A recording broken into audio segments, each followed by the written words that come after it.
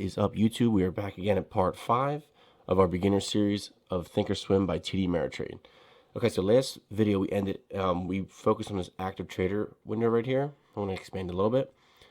We went through the buttons, what they do, what they mean. So if you missed that video, you can go to part 4. We're talking about the active trader window.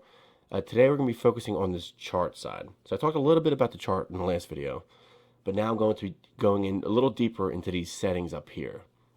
So yeah, I'm going to dive right into it. So again, if you're new to this series, this is a beginner series. If you're interested in learning Thinkorswim, consider subscribing to this channel. And if you could, like this video. It really helps out YouTube to promote this to other people. And I'm really looking to build this community, and I'm hoping to reach as many people as possible. So if you like this video, it would really mean a lot to me. Okay, so let's dive in. So if you look at this top left, so we're going to start explain what this stuff means up here. But I didn't dive into these settings right here. So we're going to start from left to right. Now this share button here, I wouldn't be too worried about it at first. This is something if you want to share your chart with, you can share it with a community, a group chat, other friends, other computers that you have. If you have like a laptop, you can just send it to your laptop.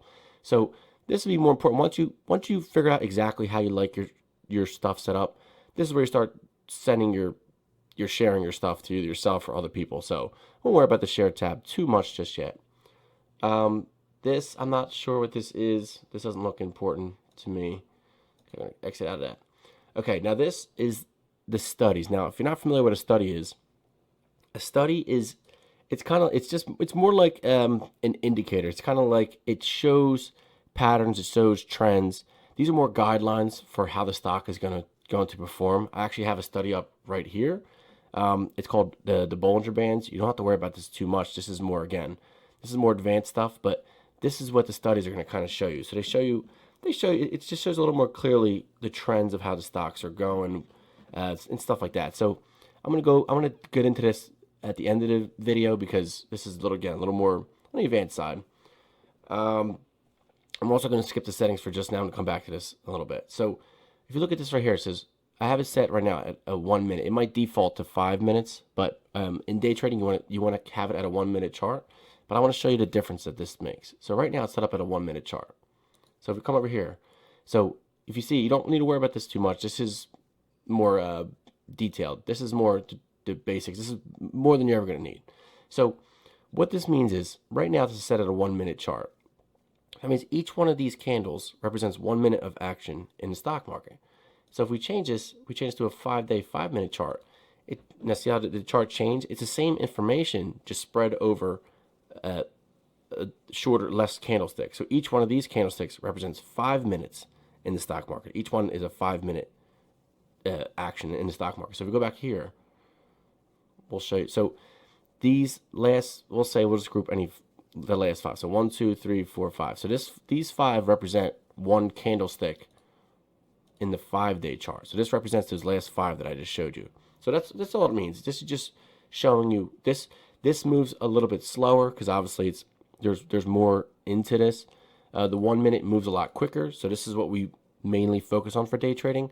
We want as much quick information as possible. So I always recommend setting this to 1 minute and then having a second chart up if you'd like. If you have a second monitor, that's even better. But I would have a second monitor up and then I would put this at a 5-minute chart. And if you want to get into a daily chart, some people do dailies as well. It depends on your style of trading, but that's something you'll figure out as you go along. So as for now, I'm just going to clean up this here. I'm just going to leave this as our 1 minute chart here. Now the style is important. It's set up standard for what most people like. But if you did want to change some stuff, this is where it would be. You can change what kind of, if you like bar charts, which I don't really prefer. As you can see, it looks a little more confusing. If you do like line charts, I don't recommend ever using line charts. I think that's really bad for day trading, but it's there if you need it. But that's where you're going to start changing the style of your chart. So it's not super important. It's more for aesthetics, this is more personal opinion. Now here is the drawings tab. Now also keep a note, just a quick note. A lot of these buttons are doubled up. So you'll see like the drawing tabs here. This is all your drawing tools. It's also right here, which is way quicker and easier. So just understand it. A lot of these are just double symbols, it's the same effect. So I'm gonna go to drawings tab. This is where you're gonna draw. I don't draw too much, to be honest. I probably should draw more, but this is where you're gonna draw your trend lines. When you get a little more in advance, you start drawing like, you know what? You start drawing it yourself. And let me get rid of this study to clear it up a little bit, because this looks like this might be confusing people. Okay, so say we have the drawings open here. I was like, you know what? I'm gonna draw a straight line. This stock looks like it's kind of drifting downwards a little bit. It just kind of helps you. It helps you try to determine what the stock is going to do. So this is just more of like a guide. The only annoying thing is you have to come off of this. You have to click the pan tab to be able to delete this off. So you click on it and then hit the delete button. So that's the only annoying part about drawing, in my opinion. I'm not crazy about their drawings in Thinkorswim, but it's there if you want to use it. And then we have the studies tab. Now the studies is again, it's the same button here. I don't know why they do that. So it's kind of redundant. So we have two studies tabs. And again, I'll go to that after I finish the rest of this outside here. I don't want to dive deeper into the settings just yet. So then if you look here, we have two times tables here. So we have one is the price. This is the price here. So it's reflecting the price. So right now, the S&P mini is at $3,951 a share and 25 cents a share, and see how it's moving as we're watching it. So this can be adjusted. See how that cursor just changed now? See how it's a regular cursor, and then it goes to a stretch type of cursor. So you can actually click. If you hold down the click button, you have to hold it at the same time. You can actually drag it down. You can drag it up, but you have to click it to keep it clicked in the whole time. So this is more for, again, it's aesthetics. I don't really mess with this direction too much, unless it's I want to see the candlesticks a little bit better. But I usually leave this one the same. If you ever make a mistake, if you ever do something goofy, and you're like, oh crap, what did I just do? There's always a reset button here, so don't be afraid to mess around with the buttons. So yeah, so this is the price. This is the price of the stock on this right hand column here. Now at the bottom, this is the time frame. So right now, as you can see, it's 5:45 a.m. This is pre-market. That's why it looks a little gray right now. During regular hours, it'll be. Oh, I didn't change the settings yet. So it's right now. It's a light gray. So this is just showing pre-market trading. So again, you can do the same thing with this. So say you want to make the chart a little wider. You want to see a little better. You can click and drag. You can click and drag if you want to see a little more. You want to see a little further. It's easier for you to see longer times. So again, this is stuff to mess around with. You can just kind of, just play around with the button, see what you like, see what's a good preference for you, and then that's where, that's where you can start sharing your charts. This way, if you ever for some reason you lose your information or you have to reset the program, you can just load up this chart again, and it'll pop up to your liking. Okay, now we have these buttons here. This is just to zoom in, so zooms into the most active candle, and this is to zoom out. That's all it does. And then I'm not sure what this button is actually. Yeah, I wouldn't worry about this too much. So yeah, again, this is just, and then you have the scroll bar here too. If you want to go back in the past few days, I'm not sure how far back it goes, but this is if you want to just kind of more reference and stuff like that. So yeah, that's pretty much the outside of the chart. Now we're going to dive in a little bit deeper. Now, this is the chart settings here. This is where they're gonna affect the appearance and other stuff on this actual chart setting. So let's click this button here. Okay. So I got a lot to go over here. So I'm gonna put this over here. So you won't see it affected until after you hit OK. So I would keep most of these settings. There's a lot to go through. Most of it is useless to me. I don't use most of this, but I do recommend a few things. See this button right here, the overlap volume. These blue bars here are actually the volume of that stock within that minute. When you're in a 1 minute chart, this represents 1 minute of volume. If you're not familiar with what volume is the amount of shares traded within that 1 minute. So it's, if you look at right now, the volume's so low because it's pre-market, but volume is very, very important, because the more volume is the more people in the trades, the more shares going out. It really strengthens the patterns, that it more confirms the direction that the stock is going. So volume is very important. Now to me, this looks very messy to me. This looks like I can't focus on what's going on. You have candlesticks overlapping with volume. It's just too much. So I always take off overlapping volume, and I'll show you how that. So see how you can hit apply. So see how all of a sudden it put the volume at the bottom and separated the charts. See how much cleaner this looks.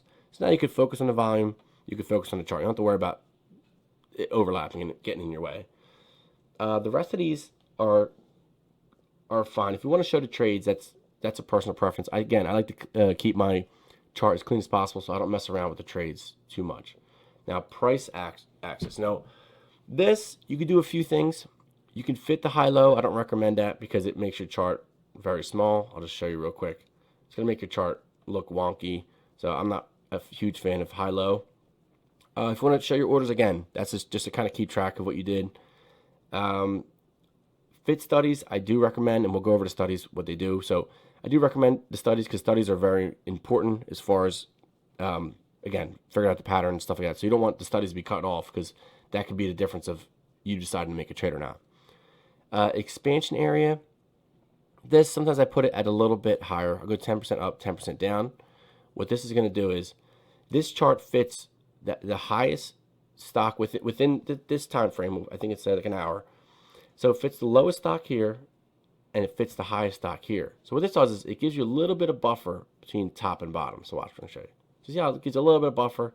This way it's not too tight, because sometimes what happens is if a stock is going up really high and it's always chasing the top, it's kind of hard to follow, and vice versa when it's going downwards. So I like to give it a little bit of gap. I like to always see at least 10% above where my stock is trading. So I usually put 10 and 10 on this one.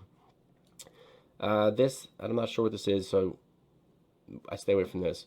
And then the time axis. Okay, this is let me see. So this is the same thing that this right here, this side here is the same as this that we messed here. So again, a lot of these buttons are redundant, so they kind of just put them all over the place so you can keep track, or just so you can find it a little easier. Now the expansion area. Now the expansion area is this area right here. Now I like to keep it. You don't want to do too much because look, so let's say I put 10. Now watch. See how it moved it over to the right more? This is unnecessary space. You want to see as much. Move that quick. You want to see as much of the stock as possible because this stuff is important to predict what's happening over here. So I look at this to see where this is going. So I do like to have a little bit of room because if you put 0, now watch 0, you run into the issue of it doesn't look as clean, and this is the most important candle bar. So you don't want this to be mixing up with this. So you want it to give a little bit of room. You can enter this manually. You don't have to keep the settings. You can enter it manually. So I do 1 or 2. I'll do it 2. I think 2 looks a little bit better. So see, you get a little bit of room here. This way I can really focus on this candlestick, and it's not getting in the way of my sight over here. So that's all this does here. It's pretty simple. These are, again, I'm not in the options. Studies are important. You want to show the studies. And then I never touched these before, so we're going to leave that alone. Favorite time frames, again, same button as this, just redundant information. Now, appearance. Appearance is very important for me personally. I think it is for most people. So this is where you're actually going to change. So see how this looks just like this? So this is actually going to change. You can do whatever you want here. You can customize this pretty detailed. So me, I like to fill the up bar. I think it's a little easier to see, in my opinion. I also like to I change a little bit of the colors. I don't like this red too much, so like it's just this is all personal preference. No, you don't have to copy. This is where you're going to find out your own kind of your own style, your own brand. But you'll see what you like, what you see better. Now me, I like it to be a little more red, a little more green. And this is going to be for the volume and for the background. So if you see here, right now the volume is set at blue. I don't like it blue. I like the volume to indicate the direction. So I like to again, I'll go over this in a little bit, but I like the volume to be the same as the chart colors. And then the background. Now, I personally do not like the light gray. I know it's probably better on the eyes. It's probably easier, doesn't cause much strain, but I like to go for pitch black here. So I like it to be, again, it's for me, I just see this easier. And the grid, I turn off the grid. I probably wouldn't recommend turning off the grid if you're a new trader, only because the grid can be helpful. And I usually keep it on, but if I really want to focus on it, I'll take the grid off because you can really see how it's just, again, it's more for the eye because you can see how this is kind of, this looks a lot cleaner in my opinion. So that's all that is here. So, and these are for these tabs here specifically. So again, if you're into Forex futures options, I don't trade in these, but if you do, this is where you'd want to adjust these settings. I stick in the equities tab here, but I don't. These are set up exactly the way I want it. It shows the extended hours, the volume subgraph, and stuff like that. So I don't mess around with this ever. So yeah, that's the studies, the chart settings tabs. So okay, and now you can see it saved all your settings. So you come over here. I like to increase my volume a little bit so you can see a little bit better. This is very important. And also, it took the volume away from this corner here and put it over here, which I like as well. It separates the volume. As you can see, it says 30 right now. It separates the volume. So that I like a lot. So, and the last tab we're going to talk about today is the studies tab. Now, I'm not going to go into studies. Everybody has their own opinion of what studies are better, but I just want to give you a general idea of studies are, again, they're chart indicators telling, again, they're telling you trends, patterns, stuff like that. Now, the three that I use the most, now I use this over multiple monitors, different charts, different things, but I use the RSI. This is fine. This is set up the right way for me. So I'm going to hit OK, and you're going to see another. So the RSI, again, I'm not going to get into detail of what all this stuff is, but this is the relative strength index, and this just shows you how much, if a stock is overbought or oversold. Again, if this is all confusing, don't worry. You don't have to use this. This is just me showing a couple studies what it does to the chart and just kind of showing you the kind of stuff you can use in Thinkorswim. So again, I add the RSI. I like to add the Bollinger Bands. Sometimes, I don't always use this. Depends what kind of mood I'm in. The Bollinger Bands just kind of, they just kind of show the trends of, it's easy for me to see the trend. Okay, oh, it looks like it's starting to go up. You can kind of see it more clearly. Sometimes this looks a little harder to see. So I don't always use the Bollinger Bands, but sometimes I do. And then the most important one is the VWAP. So the VWAP is the most common one, in my opinion. There's also EMA, but I don't use the EMA. Again, if this is all confusing, don't worry. We'll go over this. I'm going to go over this in another series, like a terms class. So don't worry about this, but I also use the VWAP. This isn't set up right, but I'm just going to show you what it does. So the VWAP, this is really confusing. But I had to set this up. But so it just showed you, I just wanted to show you real quick what this stuff does. It just, it adds to the chart. This is what helps people, again, you're trying to put the stock in your favor. So again, that's it for this. That's it for the chart tab. I think in our next video, we're going to go into the setup over here. This is going to be our next video talking about, there's a lot to go over in these settings here that are very important. Again, if you find any value in these videos, please consider liking this video. Also consider subscribing to this channel. I'm going to be uploading videos, a bunch of videos a week. So if you're really interested in starting to learn about day trading, again, subscribe to the channel. I really appreciate it. It means a lot to me. I'm trying to build this community. If you guys made it this far, thank you so much. I appreciate it, and I'll see you guys in the next one.